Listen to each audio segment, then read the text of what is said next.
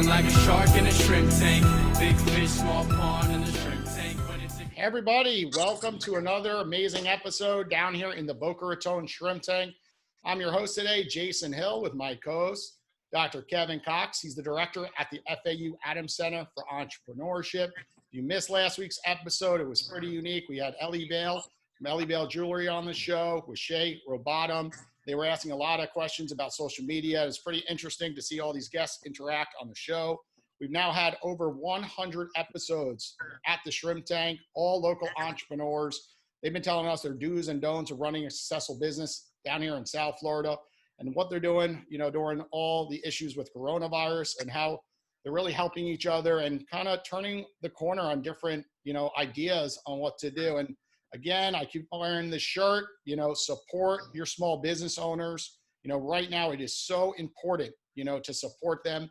A lot of them are going through difficult times, and you don't have to buy everything on Amazon.com. You can switch over, buy things from your local boutiques and online directly at their storefronts, and of course, order delivery. So again, support your small business owners. This is the 10th Fireside Chat that we've had here on the Shrimp Tank. And next week will be our last. We are moving back to in-person podcasts moving forward. So check them all out. They're going to be Tuesdays at 4 p.m. And we're going to continue to do these live on Facebook. And you catch them all on iHeartRadio, iTunes, as well as on our website, the Boca Raton Shrimp Tank Podcast.com. So Dr. Kevin Cox, how's everything going? What's new at FAU? Should we know anything coming up?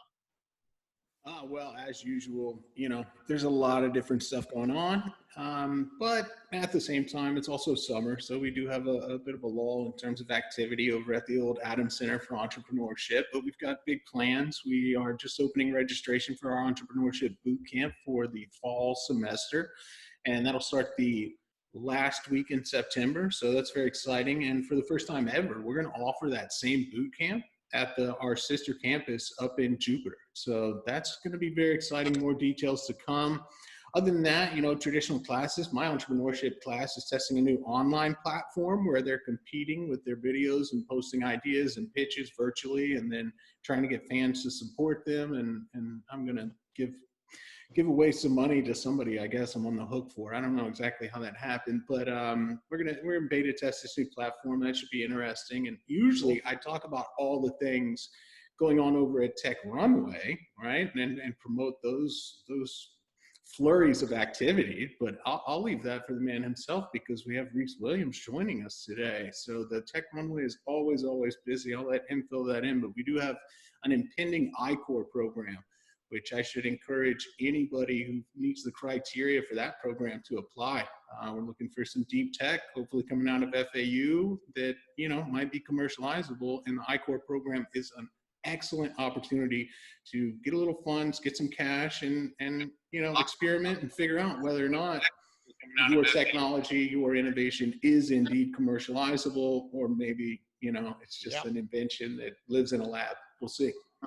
Absolutely. So let's jump right into it today. We got 4 amazing entrepreneurs. We always look for the best and brightest entrepreneurs down here, and we look forward to this episode. We're going to start with Rhys Williams. For about 2.5 years, Rhys, we've been talking about the Shrimp Tank. I'm always at Tech Runway. Had a lot of folks that are been through Tech Runway that have successful ventures and have come on the Shrimp Tank. And tell us what is happening with Tech Runway right now. Are people headed over there? Are they working? Are they all working from home? Tell us an idea of, the best businesses you see coming out of there right now and some of the past ones. Go ahead. Yeah, thanks so much. I'm really thrilled. I love your show and I love your guests, and I always learn something, and it's just great to be a part of it. And along with the fellow panelists here, and of course, Kevin's the younger brother I never wanted. No, that's not true. Kevin is my partner in crime, but I couldn't pass up the opportunity to razz him. So gosh, COVID or no COVID, we were rocking and rolling. We virtualized our programs because we had to.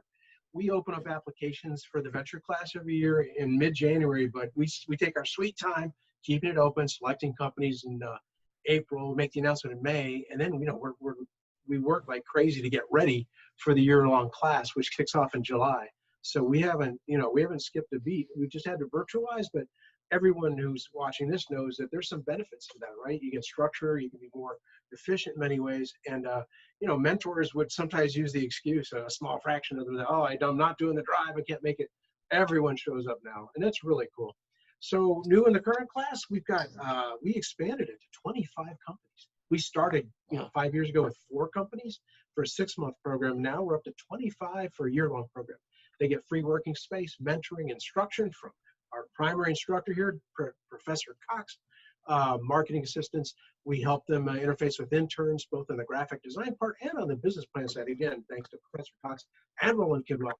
And we are partnering now very robustly with not only the I-Corps program, which we all kind of manage as one big, wonderful project, but also the WAVE feeds into our program. And universities in the best day are stovepipe, but we've identified all the rock stars across all campuses who are doing just amazing things in entrepreneurship, and we're helping each other out. We're like, hey, you've got to meet this entrepreneur. Hey, we'd love to see that entrepreneur in a year. Hey, this person has decided to do something else. See what else they can plug in. It's a really robust, wonderful, virtuous cycle, as they say. And we're not finally, but we're seeing that significantly scale now. And it's really exciting. Great time to be an entrepreneur and working with FAU. So whatever you're doing, we'd love to work with you somewhere in the ecosystem. Yeah, and I just read an article that New York usually has about 100 people leaving per day, since they passed all the different tax codes in the last 2-3 years, but now it's moved up to close to 300 people are leaving per day. Yeah. And Florida, of course, is getting the largest chunk of all the New Yorkers coming down. So I got to believe that, eventually there'll be a domino effect and a lot of folks are going to go through your program and there'll be more funds available down here from the New Yorkers retiring and wanting to partner up with other business owners, of course. Yeah, last year, 20 Lighter came down from Boston. This year, we've got Florida Essentials is moving in from St. Louis, specifically because it's Florida. And yes. So it's definitely, absolutely. Okay, Lindsay, tell us about your company and where's it located, and when you became an entrepreneur, tell us some of the background. Lindsay? Okay, I don't think Lindsay can hear us. Joe, we'll start with you. Tell us about BoxyCharm. Lindsay, maybe you want to start first, or are you back with us? No, right. I'll start. So BoxyCharm is a monthly beauty subscription box. Technically, we're paying $25 a month, getting items that you'll find in Sephora, Macy's, department stores. It's beauty items, so it can be skincare, makeup items, many brands that people know, and the value would always be over $100+. That's the concept. Started in 2013 and grew the company to north of 1 million subscribers. The company itself is located, our headquarters is in, we have 2 offices, one here in Pembroke Pines, and we have another one in Canada. Currently, we ship here in Canada. So it's kind of like a nutshell of what we do in BoxyCharm. It's my second company. I started my first company in 2004, and it was while I was at the FIU, and that's it pretty much. I mean, that was my first company. Later on, exit, sold it, moved on, built BoxyCharm, and here I am now. Awesome. We're going to dive in a bit deeper in a little bit. Paul, go ahead. Tell us about what's in your background over there. Paul, that's my favorite gym, of course, in town in Boca. It's the one I attend usually. Of course, right now a little hard with everything going on. But Paul, tell us about Gravity and Oxygen. Well, all these fun fitness toys are part of Gravity and Oxygen Fitness. We're located about a mile east of FAU, right across the street from City Hall behind the police station on Palmetto Park Road. We offer a blend of group interval classes and also personal training. My background originally educationally is through sports medicine. So I took that knowledge and transferred it into fitness, and I've been a fit pro for about 18 years now. So our whole focus is, if you think of the brand Gravity and Oxygen, the 2 main ingredients of strength training and cardiovascular, gravity and oxygen. So we provide our membership and our clientele a healthy dose and percentages of each to fully well-round the overall wellness and fitness. And that's what we do. We've been open for about 5.5 years now, and we are certainly in the service industry as opposed to product. So it's been an interesting ride, especially during this pandemic, which we'll get into further. Yes. Lindsay, go ahead. Tell us about your background. Hi, I am Lindsay Scherr Burgess. Can you guys hear me? Mm-hmm. Yes. Okay, great. So my company is Green Wallscapes. I started the business 3 years ago by accident.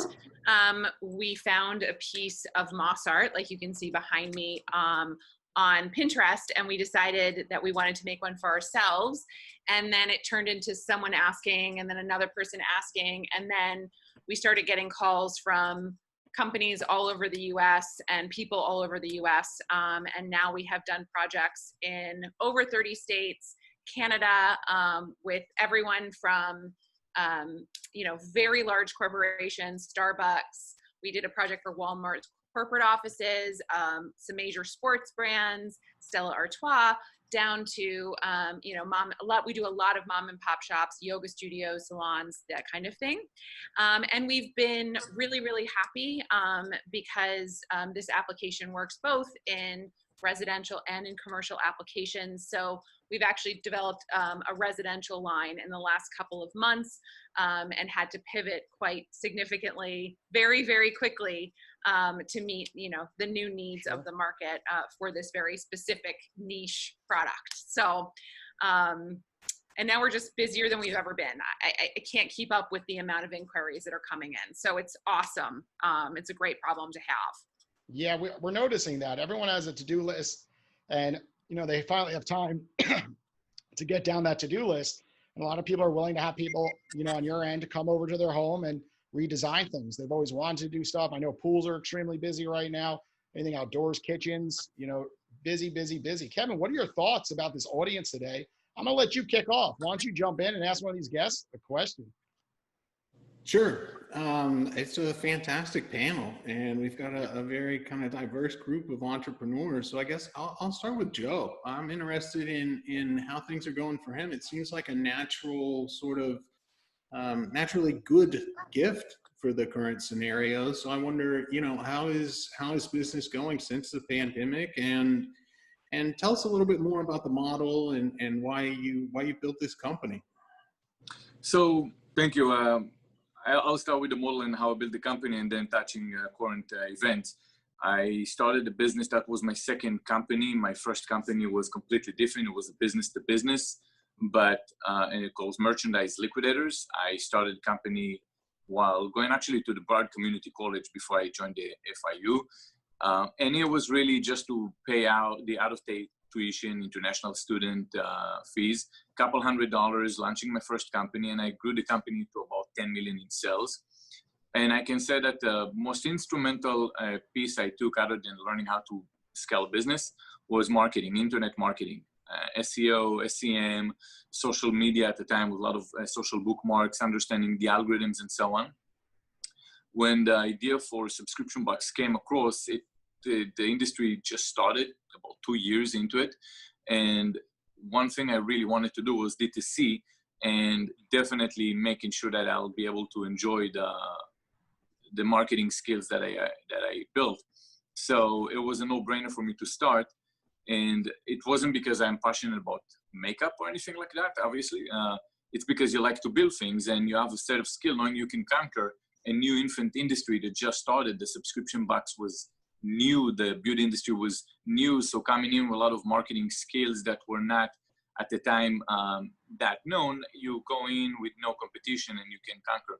So I started BoxyCharm with the ability to change what was already there. When BoxyCharm started, was subscription box was about 2 years old, a beauty subscription box. And the concept was a box goes with 5 sample size items, where the subscription box go to a brand and ask them for free items. I wanted to change it up, and I figured, well, if I put full size and charge $21 at the time, I can pay the manufacturing cost for the brand. So I'll go to a brand and say, give me your full size product. I'll pay you the cost of goods. Don't give anything for free. But then the consumer will receive a full experience out of your product, and they're more likely to be more in love with your products. The second part for it was just simply marketing, working with influencers, understanding how to go viral on Instagram and other platforms, and creating awareness better, faster, and cheaper than the competition. So until we scaled to 100 million in sales, we didn't do any performance marketing, no pay-per-click, nothing. It was just working with influencers and going viral ourselves. From there on, to figure we can scale to $1 billion just on that, we learned that we need to learn performance marketing. That was around 2018. And that's when we started doing Facebook ads and so on. So I guess the combination between the two was a very powerful combination. But I guess coming from a standpoint that your best marketing is your product, was what helped us grow up until today, where we are today. So this is kind of like on a business side of how everything got to where it is in terms of, and I hope I answered the question you want. The other part was COVID. COVID definitely affected us. One, in terms of delivery of some of our products. I mean, you buy 6 months to a year in advance, and some of those products were delayed. First, because manufacturers globally were shut down, and then when they were reopening, everything was clogged in the ports in those countries to deliver the products to the US. So Sure. that was challenging, and I can tell you that I lost quite a lot of hair follicles for that, as well as my team members.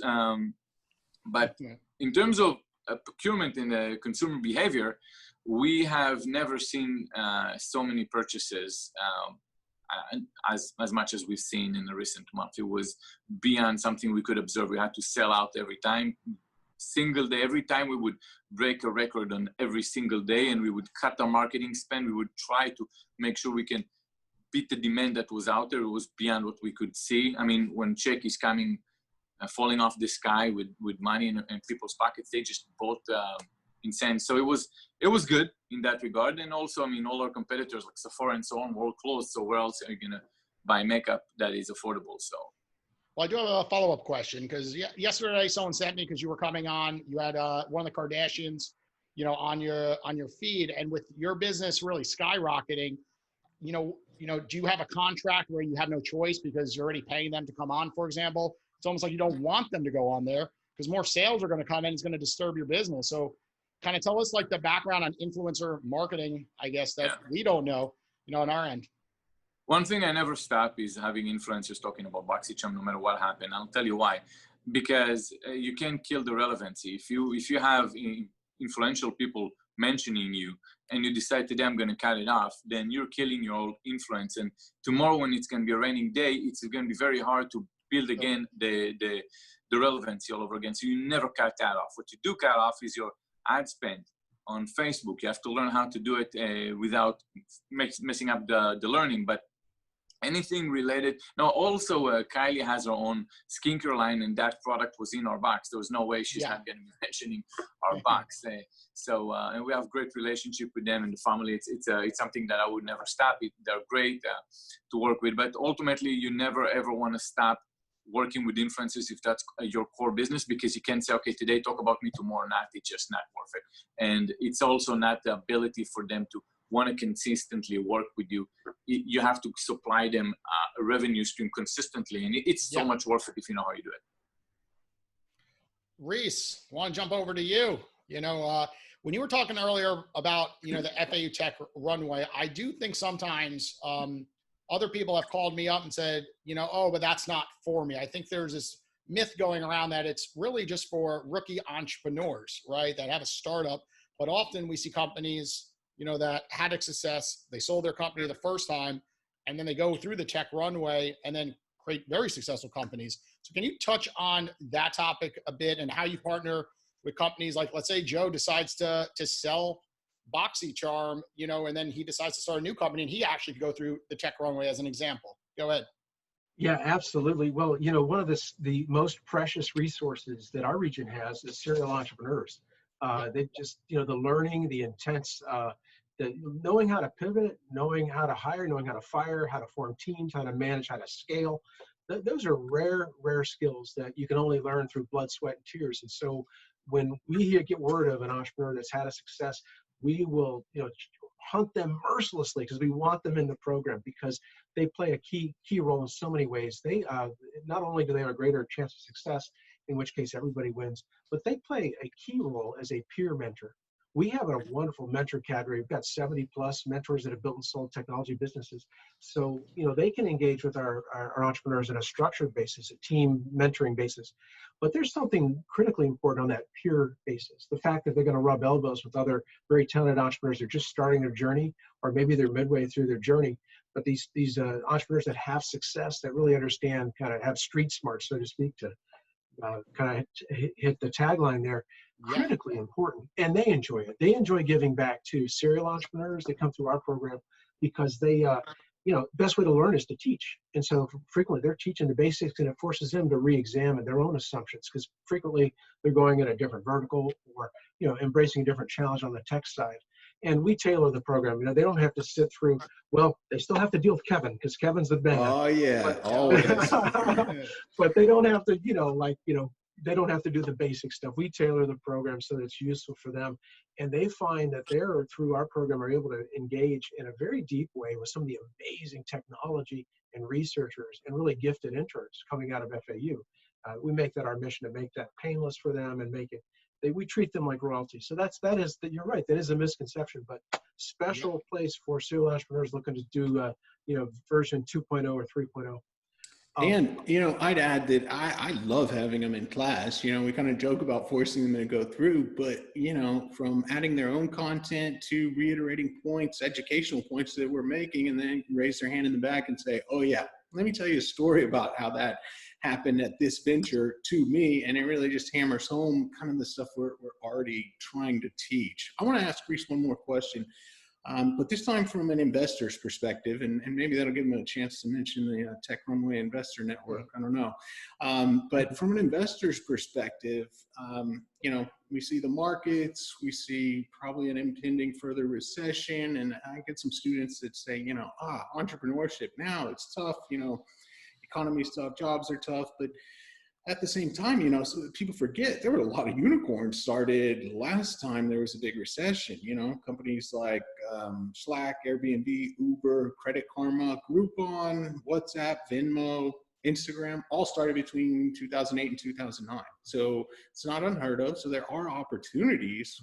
How are investors feeling about the general environment, and what do you see from that side? So this is probably my 4th or 5th tech cycle. And once again, I got it wrong. I thought for sure that everybody would hunker down, take their checkbooks, stick them under their butts, and just forget it. I'm going to sit this out, because that's what VCs circle the wagons. They perform portfolio triage. You third, you're blessed. You're going to win. We'll give you out of our reserve. We'll fund you. We'll still endorse you. We'll still get on a sales call with you, but you got to raise your own money. The last third, you're dead to us. You're a drain. You're going to hurt my other children in the second and third, first and second cohorts. That's how VCs react. So everyone thinks angels would do the same thing. Wrong. Who knew? I had no idea. Here's what's going on in angel land. They have more time. So actually they're looking to mentally engage. They're afraid of missing out. Because what you just said, Kevin, is true. Some of the best businesses are started in the worst depths of the worst recessions. So they don't want to miss out, because they've too many friends are showing off their amazing angel investments and their unicorns. The other thing is, they're skittish about the public markets. They probably missed the big uptick, and they're just whipsawed. I'm not doing listed stocks. They sure as hell can't do fixed income. What's left? Well, there's real estate, currency, forget it. You pay a manager, but there's angel investing. And you mean I can get into a company and I actually sit on the board and I can influence the growth of that company, unlike a listed stock I buy where I can't move the needle? So there's a huge amount of interest. I'm shocked. And people actually have money to put to work. And there's sometimes the people who are new to the angel game, some people have market time, said, I've been waiting for this for 5 years, the market to crash, and I've got a war chest, and I'm going to play angel. So it's actually a great time to try to get your company funded. One caveat, angels are going to be very discriminating. They're going to take their time and diligence, and they're going to look for a deal. They're looking for, they're saying, hey, all my other assets have been beat up, so why is your valuation not going to also have to take a hit? So be prepared to negotiate harder, and you might have to give a little more to the company than you traditionally did. But there's money out there, and there are interested investors. And for those on the audience who are interested in participating in a structured angel group, the FAU Tech Runway Investor Network, which is not just for Tech Runway, it's for anybody. If you parked in our parking lot, ate our cafeteria, you can actually pitch our investors, and anyone can join. It's wide open, but it's a great way. Collaborative investing is a great way to learn the angel game, because it takes a portfolio and it's easier to do diligence in teams. So, you sure anyone? I'm allowed to come down? You are allowed to come down. Yes, I'm allowed to come down? Okay. I'll think about it. You are Entrepreneurs in Paradise this year. Entrepreneurs in Paradise this year may be canceled, unfortunately, right? When we teamed up for our first big event. So I might have to come to that event. Well, whatever we can do to help to make that. Let's switch over a little bit to the retail side. Paul, I got to think, there's a lot of emotions that you're going through when you look at Facebook, you look at social media, and you have so many businesses that are on the tech side down here in South Florida doing well and they're all sharing their successes, right? And then here you are, you're not even allowed to open up your doors, right? And then when you do open up your doors, what capacity can you really have come in, right? 25%, 50%, and still a struggle. So tell us more from an emotional standpoint, what it's like, from that side, of the fence, let's say. Well, the timing of the pandemic was certainly impeccable. My business partner and I just bought out my business partner maybe 3 months ago. I had hernia surgery the week of the closing, and I just re-signed another 5-year lease to the facility in February. So imagine the timing of that trifecta going on and then having to experience the closure. Luckily, I had a landlord who was quasi-cooperative, and us being a facility that doesn't hire contractors, we actually have staff employees. We don't 1099 people. We were highly eligible for the PPP program, and we received funds from the government. Sure. So that certainly helped viability. We were able to go virtual. We broadcast 55 workouts over the course of 2 months to keep encouragement of our membership to maintain active membership for the recurring monthly. So the greater percentage of gym members you have on recurring monthly, the better able you are to forecast your revenue stream. So with that, we're able to provide value. We offered an equipment loan program. So we took whatever equipment we were willing to give up for people to work out and use at home, and then apply that to the virtual workouts that we did. So that helped sustain generating revenue. And then we're able to still go to people's homes if they're comfortable, or do virtual one-on-one personal training to maintain revenue to break even. Also, as part of the agreement of my lease extension, my landlord was willing to allow me to extend the exterior of the gym to increase artificial turf.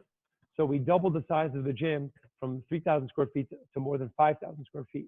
Now, we waited to pull the trigger on the install once we knew the governor was going to give the green light on opening up the gym again. So it was a $20,000 project, but we knew that we would be able to get long-term return on that investment, knowing that people coming back from closure, from isolation, would feel more comfortable working out outdoors without sharing indoor air while hyperventilating during exercise.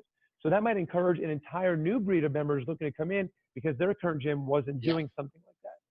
So by able to provide value of the equipment loan, the virtual workouts, and expanding the gym to outdoor surface area, we've had success in being able to maintain, while some of our colleagues have had a harder time.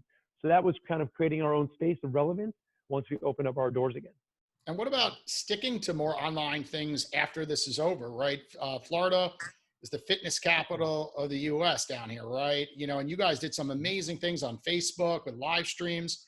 And, I got to think it's going through your mind, why not capitalize on some of that and figure out a way to create revenue in the future, because there could be a second wave of COVID, of course, and more people are going to start realizing, hey, I could do some of this from home, and maybe like a combo package coming in, even myself, right? I've always struggled with getting to that office. I somehow sneak more phone calls in throughout the day, and it starts with 3 days a week going to your gym, then 2 days, then 1 day. But maybe like these combo packages of like, private things on Facebook, live or one-on-one, of course. Have you thought about that? Of course. So we had a small gap as we were so focused on getting the gym disinfected and clean that we fell off the wayside of doing the virtual classes. But now we're back into our flow. There's no doubt that we can have a virtual option midday. We can record that and then once again broadcast that or save that recording from Zoom and put it virtually on our Facebook business page. Now, let's say someone doesn't have the equipment that we use. Now through our brand new launched website, we can now sell those pieces of equipment virtually, and we can offer maybe a 1/3 price for the virtual workouts compared to our in-house workouts. So like we said, there's opportunity within the difficulty. So now you create a whole new revenue stream from a virtual product and then a sales of equipment based upon use of that virtuality. So there's definitely opportunities in that if you're willing to see through that and think of the gray between the black and white. Yes, and Kevin over there knows how I like my deals, so that sounds like a deal offer right there. Oh Kevin, he loves the deal. As soon as the restaurants are in full fledged, he's always there for that early bird special every day. Cut out the early bird special. I'm struggling over here. I have a couple questions for Lindsay. So let's shift over to her. I'd like to learn a little bit more about your product, right? So like, what are some of the benefits? And then what about the maintenance side? If you might have a history of, murdering plants at home, by just kind of not taking care of them well. So tell us about some of the benefits, the maintenance, just get us informed for people who may not be as familiar with the really cool product. So our material is very low maintenance. Some of our competitors say no maintenance, but I don't like to do that because in some of the environments that we sell to, like up north and things like that. It just gets very dry in the winter, so they do have to mist it. But pretty much, it's a no maintenance application in Florida. What it is it's material that was living, and then it has gone through a process of preservation, and then it now is preserved. So it's going to look like this for a long time. And you typically, I would say, between like 3 and 5 years before you're going to need some touch up on the moss. When we do some of the ferns and other things like that, those need to be changed out probably annually or biannually. And then the succulents behind us are actually all faux. So, and by combining them with the living material, or the previously living material, people think that they were live. This was actually an innovation that we came up with, or let's just say a client of mine came up with. She came into our office probably within like the first year of the business and said, Lindsay, I don't want a moss wall. I want a succulent wall. And I was like, we don't do succulent walls. And she literally said to me, you do now. And so we had to find and source really high-end succulents that looked alive. We are really, really insane about what we buy, what we use. We use a lot of artisanal moss growers from all over the country. I actually have 9 different suppliers just for the moss alone. So we have really curated a very artisanal, art-driven version of these walls. And so it's really great because we've sort of invented these different styles, and we're constantly like coming up with new ideas and willing to take on challenge. I think that a lot of businesses wouldn't take on just because we like the challenge. I actually hired all female artists. Some actually have art degrees. One of them actually went to FAU. Nice. And then in the ceramics department. And so, I have some that are, sort of background in art, and then others that just had a background where they were willing to glue for many hours a day. And how do you find your actual clients, right? You have a very niche design, right? Where are they all coming to you? Is it just natural marketing because people are so impressed by the product? What is it exactly? It's a very visual product. And so right now we do all sorts of different kinds of marketing. I mean, the typical ones that everybody's doing. Yeah. We've worked really hard on our search engine optimization. We actually have landing pages. We do Facebook, Instagram, Etsy, Pinterest, just trying to really upload. We have 2 different blogs that we upload to. We have a YouTube channel. So really trying to drive people to our website as opposed to some of our competitors' websites. We're working this summer on updating all of our blogging, so that'll push up and help us with the SEO. Yeah. It is so niche that if somebody wants a green wall or a moss wall, if they Google it, most likely we will show up. And we're the #1 moss logo company in the US. Weird, right? But my background's actually in sales and marketing. And so I love brands. I love inventing brands. I've developed brands for other companies, for my own companies. And so for me, it's actually really fun interpreting all of these people's brands into this plant material. We actually call it plant branding. And so it's kind of this fun thing that we've naturally and organically combined kind of my love of graphic design and all of that kind of stuff with this material. And it's very trendy right now. This is a great solution for offices because you don't have to deal with the day-to-day maintenance. And even though, the initial price is similar, it's a little bit less than a living wall, you have no ongoing maintenance. And the ongoing maintenance is what's going to really kill you price-wise. Quiets things down. I'm assuming like in our studio, if we had that on our walls, it works as an air condenser, to quiet things down. A lot of our stuff is actually fabricated on a foam base too. So it does have acoustical applications. Anyway, we haven't gone through the testing because we just haven't needed to. Cool.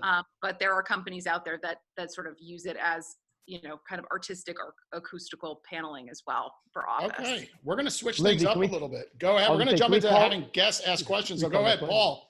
We're going to go in a circle. I was going to say, Lindsay, could we morph the words and call it planting or branting? And then that way you just kind of morph it like a Brangelina, and that way you have your own space there.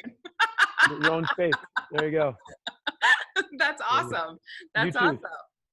Rhys, why don't you jump in and ask one of our guests a question that, you thought of during the show so far? Yeah, I'm intrigued by the whole, because I've seen this, everyone was doing they're doing, if they effectively achieve digital transformation and at the same time had to keep an eye on some of the disruptive enabling technologies like blockchain or augmented reality or things like that. Everyone kind of had a different way they were going to integrate these technologies into their business. And, some go whole hog and realize, oh my God, it's too early. Customers don't want it, need to understand it yet. Others, kind of do it artfully or just kind of play a chip down and gradually embed it. For what you're doing, because each of you have such unique businesses, how do you look at those? Those disruptive enabling technologies are ultimately going to be, you're going to have it as part of what you offer, your service or product offering. But it sometimes seems like science fiction. So how do you kind of each of you look at that, or maybe whoever is first taker, how do you look at that? Blockchain, cryptocurrency, augmented reality. How do you think about those things for your business? Is it just way off science fiction, or are you bringing it in gradually? Are you experimenting with it? What you doing with those? I can speak to that. Yeah. We actually have as like a link that we can send to people that gives dimensions, and they can like hold it up on their wall and see what something would look like size-wise on their wall. There are other companies that actually are like, envision it in your room. I mean, Crate & Barrel has the money to develop that kind of software. And I imagine eventually it'll be a similar situation for us, but it's been a really helpful tool for a more tech savvy client who kind of gets how to stand there and do that.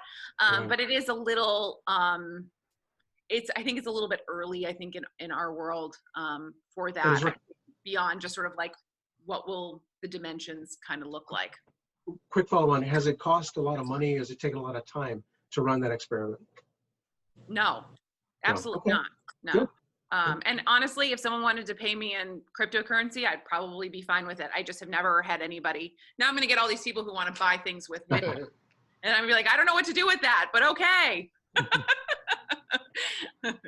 Well, I can touch on something that we did with virtual reality. We had a campaign with Facetune. I'm sure many of you are familiar with Facetune, where we had products in a box, and usually color cosmetics is very easy to see the results if it's color cosmetics, in opposed to say skincare that you have to wait for a transformation of about a month or so until you see any results in your skin. So we had some eyeshadow palettes in the box, and what we've done was working with them to showcase all the looks that you can get. So you'll take a picture with your phone, and you would go on Facetune, and you would take you'll take your picture, and then it would automatically show you the eyeshadow palettes, and you would click, and it would automatically be applied on your eyelid to show how you're gonna look with all those colors, with different eyeshadow palettes. And that was actually very successful. We obviously it didn't cost anything because it was a relationship with the brand that we were both popular, so they wanted to have more consumers going over there and building relationship with makeup brands, and that was their claim to claim in that particular case. And in our end, for our members, we wanted to provide that experience. It was a really cool partnership, and that's it. I mean, in terms of crypto, I didn't touch it because most of the trader on any kind of crypto, or not for the blockchain specifically, but the crypto itself, is around investors, not around consumers. This is where I decided that it's better off to invest your time into integration with other platforms like say PayPal and so on, so people can pay easily on PayPal versus going into I don't know, Bitcoin or so on, because you're not going to have almost anyone wanting to pay you the $20-some with the crypto. It would be easier for you to go and get it through PayPal, put that integration, and you can have 10-15% growth on your site instantly. So it's a little bit premature if it's going to ever get to it. You hit on one concept that is the ROI. It cost you nothing to acquire it. It was interesting for your companies, for your customers. Many kind of larger corporations have to think very specifically about ROI because they have to make a major investment to bring these platforms in, and the use cases aren't there yet. So it's interesting. You've already you're thinking that way though. So thank you. Awesome. Yeah. You guys want to lecture anytime? Joe, do you have a question for one of the guests on here? Yeah, well, absolutely. I'm talking about gyms. So I had LA Fitness, membership. I still do, actually. They keep running my cards. And I get used to working out by myself in my garage. I get some products, and I can say that I probably work harder than actually going to the gym. I know it's a bit different than your concept. Did you get a different type of churn, people that just never came back because they got used to it? And how do you see it?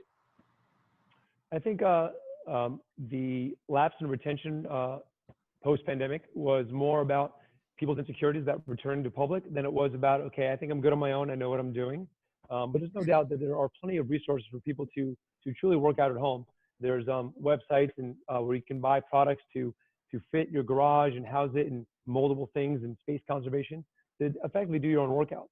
People come to us for one of two reasons: lack of knowledge of what to do, or lack of motivation to do it, or both. So generally, the innate nature of not being able to be their own self-governor and be motivated is why we may never run out of business or clientele. But there are opportunities out there with subscription-based websites such as NeoU and the Daily Burn. Things like Peloton, Tonal, Mirror have definitely invaded the space where people can now be more comfortable working out at home with those really high-tech resources.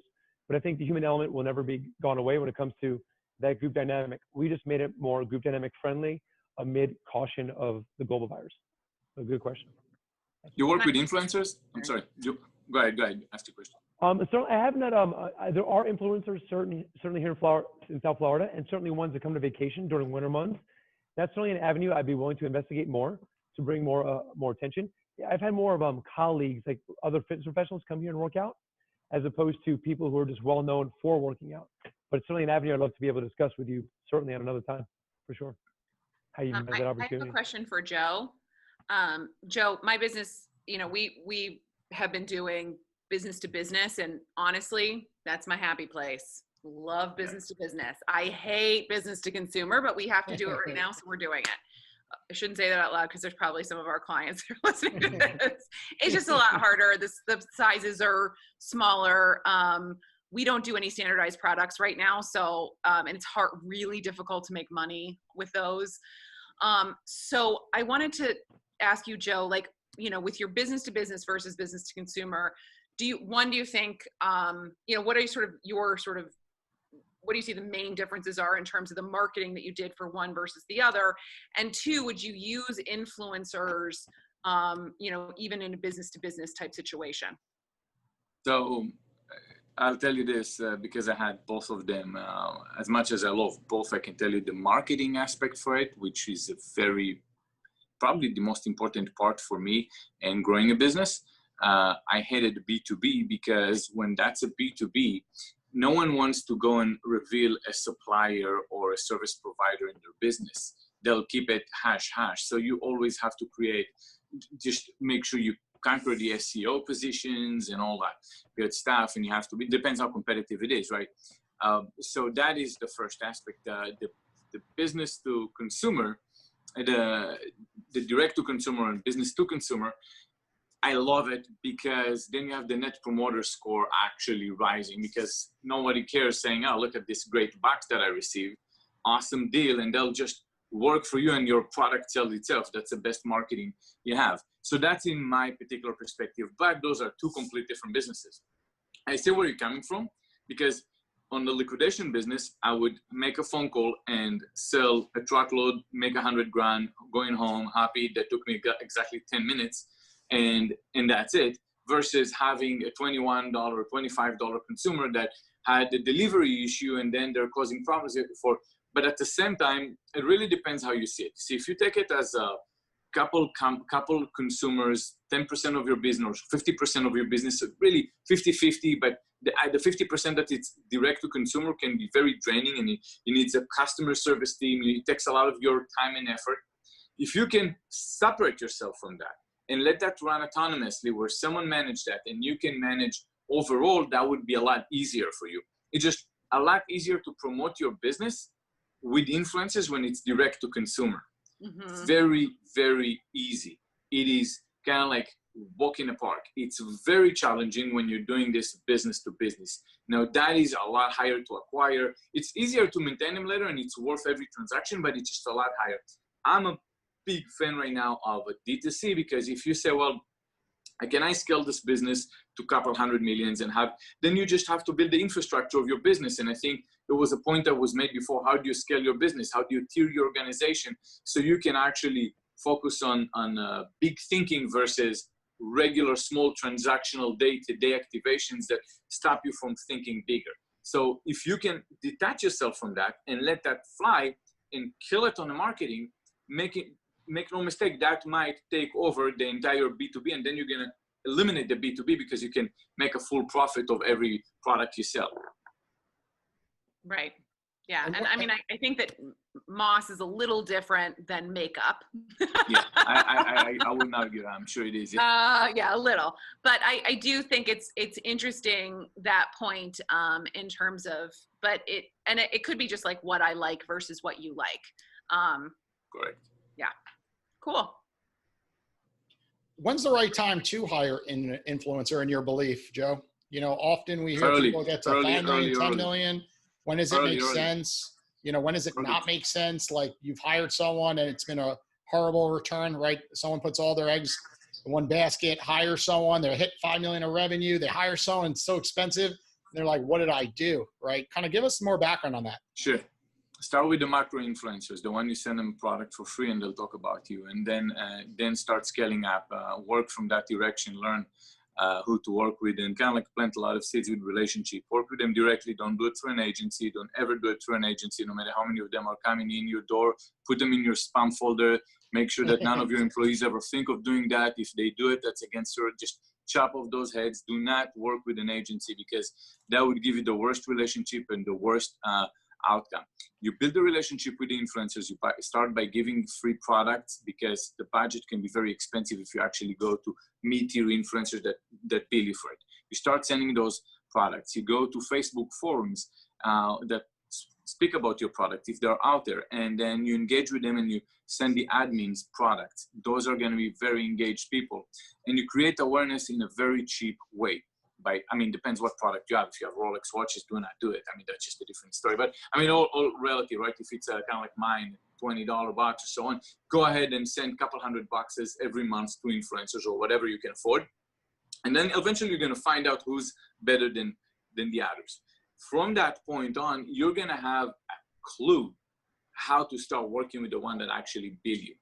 And take that money and understand that not all of them are going to be worth it. But what you need to look at is the type of engagement they receive. You look at the type of followers they have. If you have a feminine product and you send it to a girl, but all she has are male followers, it might not be the right influencer you want to send it to. You want to send it to an influencer that matches that. And then what kind of engagement she has. If she has 1 million followers, but she get 1,500 likes, that means her engagement, there's a problem with that number of followers. Do not believe that, and don't let her bill you upon that. Make sure that you go to the ones that have great engagement. You might find someone with 500,000 followers, but 100,000 likes. Those are the ones that would be probably more likely that you want to give them a product. I always believe in personalities. I'm a big believer that no matter what, put all aside, if someone has a YouTube account and they have great engagement on their YouTube, that means people believe them. You see, Instagram just shows a picture of a person. It doesn't mean someone's going to buy what they show on their Instagram. But if you go to a YouTube account, that's when you can really tell if that is an engageable person. You can read the comments, you can see the engagement, and you can say, okay, here's a person that actually speaks, and you can see a personality. That would sell 100 times better than an image on Instagram. So you go in that direction, you're going to find much more success. It is not, there's good and bad with influencers. The good part is that, well, let's start with the bad part. You cannot monetize it like you can monetize performance marketing. It would never happen. No matter how hard you're going to try, even if God will come down from heaven and try and sit with you and help you, it would not happen. You will not be able to monetize it. That is the bad part. The good part is that because of that, you have so many people who do not want to engage with influencers because of that, because they're afraid of the loss, that it leaves it virgin. It's still worth it working with them. So because of that, you can have so many of your competitors not even touching it. The good thing about influencers is your mindset should not think about transactional part. It should think about brand awareness. It is a lot easier to go and create awareness and get lots of views from influencers, and then you catch them with retargeting, with your performance marketing. That is the easiest part. That's basically what's going to make it just pretty much warm up tons of audience with them, and then Facebook would understand how to catch those people who've seen it, who knows about you, and then you're gonna have a much better CAC or ROAS on your page. And that would be my biggest thing. This is a small part of our marketing by the end of the day. Influence is significantly smaller than the paid, but it warms up the audience, creates relevancy that an ad cannot give you, in opposed to what an influencer gives you. I'm going to pick on you one more time, Joe, because I see it often where CEOs say that social media thing is not for me. I see colleges, ignoring it as well. And I want you to pick on Rhys and Kevin for a moment. Should they become more involved, with their Instagram, handles, for example, or their Twitter handles or LinkedIn? I want you to pick on Rhys and Dr. Kevin Cox for a second. What do you think? Well, I think you're asking me. Yeah, because I know that you're very vocal. Sure. On Yes, your, absolutely. Go up. Yeah, 100%. You're very vocal online. Yes, absolutely. So the mistake of not entering where all eyes are is that you people don't want to do it because they don't want to learn it for the most part, because they're afraid that they didn't understand something. So they're going to their comfort zone. They said, I know that, let me continue. You need to go where eyes are. If people's eyes are in a particular direction, go there. This is where you want to be. There are plenty of entrepreneurial people like Grant Cardone and many others that would go on any platform out there and make a killing because they understand how to operate the platform, and they'll sell their university courses and so on. And it would be very much of a mistake to think that you are not going to I would say, social media, because this is not the demographic for entrepreneurial or anything else, right? Wherever you go, wherever you're going to go, there are eyes over there and you will find the people. You just create awareness for your brand over there. It's basically going to be better to invest, my opinion, your time into even TikTok and versus going in on LinkedIn. That's just how big it is today. Even though LinkedIn is supposed to be the right platform. So that would be my take. Yes, I converted our other co-host, Roland Kidwell, to the Shrimp Doctor, and I'm working on Kevin Cox over there on his nickname. So one day we can name him something around the shrimp. I don't know, Kevin. What do you thought? What are your thoughts? Can you get on there? Maybe someday. Get a few more publications, accepted and out the door to keep the day job kind of, It's just good make time. sure that's there. And You and then, Rhys have some more time on your adding. hands to put your profiles together. And I think it will be great because so many New Yorkers are going to be moving down here and they're trying to get involved more on events. And if it's coming from you guys, I think more people will attend these events and it will self-fulfill, the effects, of entrepreneurship in our local community. So I'm going to end the episode. I guess last question. Someone asked Rhys a question. It took me 2 years to get Rhys to come out to the shrimp tank over here. So I'll pick on anyone. Paul, Lindsay, Joe. Anyone have a question for Rhys about FAU Tech Runway? Absolutely. I have a question. As entrepreneurs, we're always idea generating, right? Thinking of what would be the next big thing. And if you look at companies like Airbnb, the largest hotel brand in the world owns not one hotel. Let's look at Uber, okay? All these places, the largest taxi service owns not one taxi. So from a tech standpoint, I've come up with some concepts. If you're currently not a student, but you have entrepreneurial ideas and you're involved with FAU somehow, some way, are concepts being able to brought to you that are not student-based? Are you receiving outside ideas all the time? Yeah, absolutely. Actually, traditionally, we took a third student entrepreneurs from FAU and Lynn University, a third were faculty entrepreneurs, and a third were from the community. They didn't have to have any connection at all to FAU. We're just looking for the best ideas, the best entrepreneurs. Well, we've expanded that now. Fully half of the companies that come into our program are from the community. And maybe they're alum, maybe not. We don't really, look, we love alumni, but we really are looking for the best ideas, best technologies, best entrepreneurs. So absolutely, wide open. We're building a leading program in the state and the Southeast, hopefully the nation. You can only do that with the best people and the best ideas. So wide open to that. Absolutely. And I'll just add, a great way to make sure your idea is packaged and bundled and well-developed and very competitive once the application time comes is to jump on into the Adams Center Entrepreneurship Bootcamp, of course, right? Because Fundamental ideas that are fantastic are great, but we want to package them a little bit nicer, as it is a very competitive process. Even this year during the pandemic, there was a record number of applicants. So while they do come in from the community, it's not necessarily an easy process, but we teach you some of the steps and some of the processes and meet some of the people throughout that process, which inevitably kind of helps entrepreneurs get well prepared for the program. Absolutely. I just quickly tag on, the past year I was visited by a PhD student just about to graduate and two brilliant students. One just recently graduated, the other is still a senior. And I sat with them. I love their idea, their concept. I gave them some, general coaching, but I said, you know what? Take Professor Cox's boot camp, do the WAVE program, apply for the business plan competition at College of Business, and then do I-Corps, and do as many as you can. And these folks are sponges. They soaked it up. They did it. They worked hard. And 1 year later, it's just the transformation of their concept to a solid business plan with a prototype. They've got investors chasing them. Honestly, it can happen so quickly, but I think it happens best if you take advantage of these opportunities and work exceptionally hard. There's a saying, sincerity begins at 100 hours a week. Maybe that's stretching it a bit, but not so much, honestly. And it's remarkable how quickly you could transform your concepts into viable, minimum viable products, business plans, a pitch deck, et cetera. But it really does, you can't do it alone. And very few people are actually coachable. And so I'd say you got to be wide open, be a sponge. You don't have to agree with everything you hear, but you got to soak it up anyway and internalize it. Can I ask you a question about financing and taking funding and all those kinds of things? We're completely self-financed,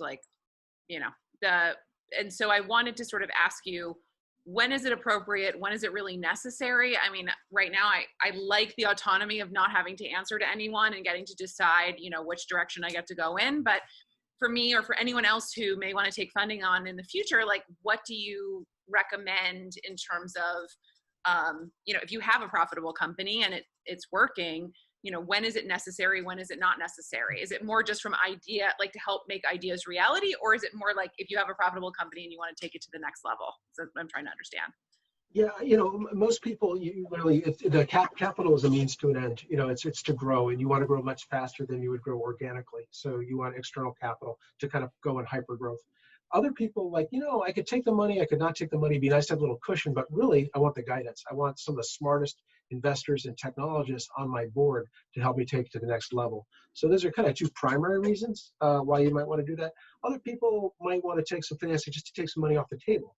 This is successful, it's going to grow. I wouldn't mind selling a little minority part of my stock, get some liquidity for myself, take some, grow some wealth and diversify. Because right now you have a significant amount of your personal wealth. And in that case, Jason can actually help you with that. But I can help you find the angels. But then once you get that wealth, once you're bought out, he can help you diversify and all that. Those are three reasons. And timing, it depends on a number of factors. You hit on something very important. Many entrepreneurs, it is a marriage. When you're taking outside money, it's not your business alone anymore. It's you're sharing the business with the investors as well. Not that they can tell you who to hire or how to price. They can't do that. That guidance will come from the board if they own a big enough stake. And so you can control. You're the master of the offer. It's a rich, long topic. I think you're asking the right questions. It's kind of my top ideas right there. Thank you very much. Absolutely.